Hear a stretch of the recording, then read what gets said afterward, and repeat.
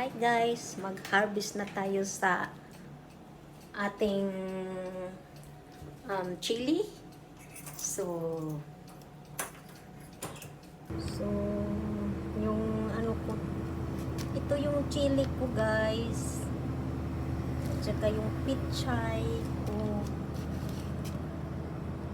Yun naman yung blackberry ko. Ito yung chili ko guys. Mag-harvest na tayo sa aking chili guys. Ito na yung chili ko na tinatanim sa gilid ng bahay namin. So kunin ko na ito kasi red na. Ito na guys. Mainit kasi ngayon.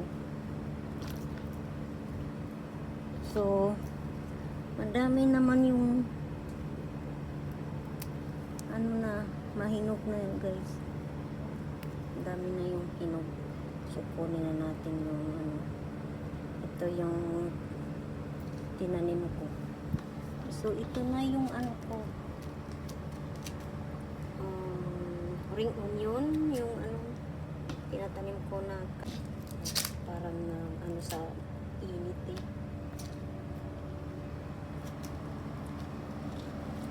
So mainit na yun guys.